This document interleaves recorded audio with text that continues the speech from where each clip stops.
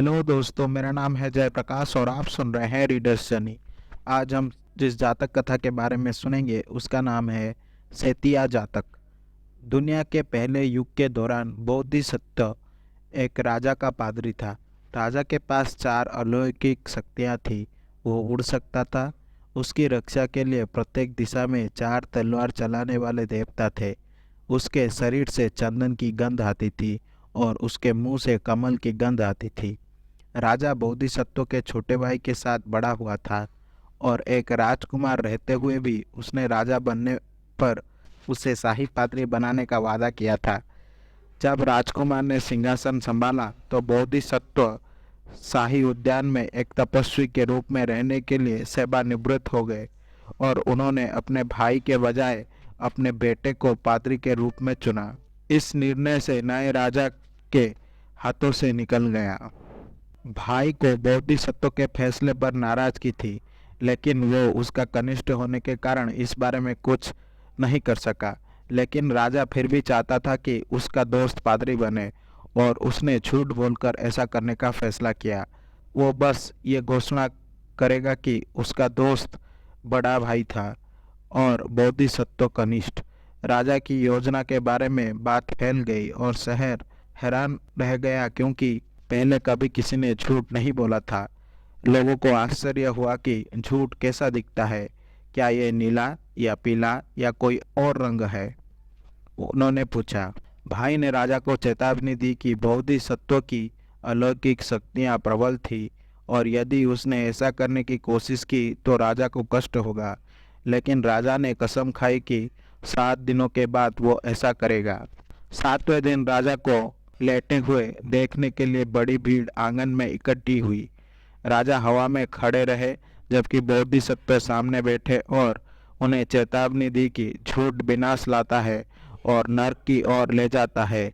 यद्यपि इन शब्दों ने उसे भय से भर दिया, फिर भी राजा पीछे नहीं हटा और सभी को सुनाने के लिए कहा, सर, आप छोटे हैं और आपका भाई बड़ा है। तुरंत राजा जमीन पर गिर गया।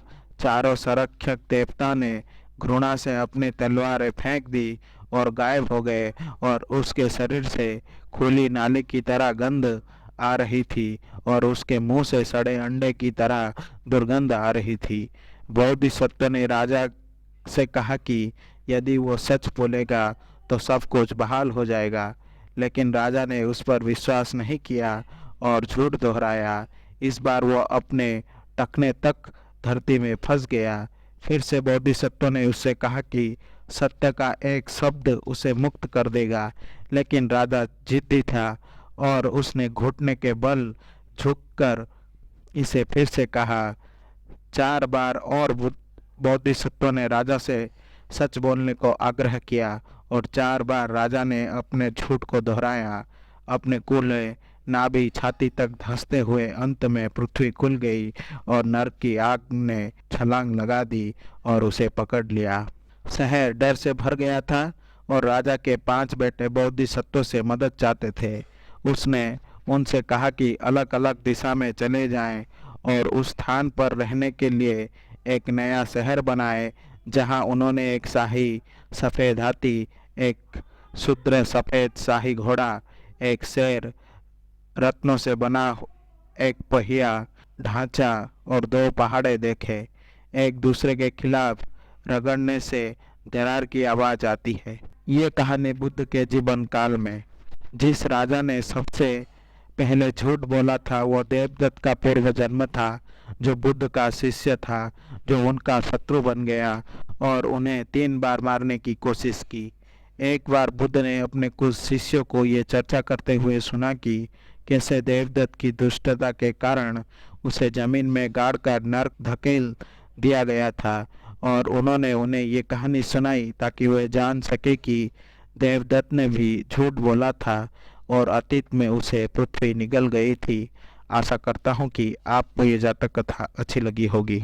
अगर आपको मेरी वीडियो पसंद आई तो इसे लाइक करें और शेयर करें और ऐसे वीडियोस देखने के लिए मेरे चैनल को सब्सक्राइब करें।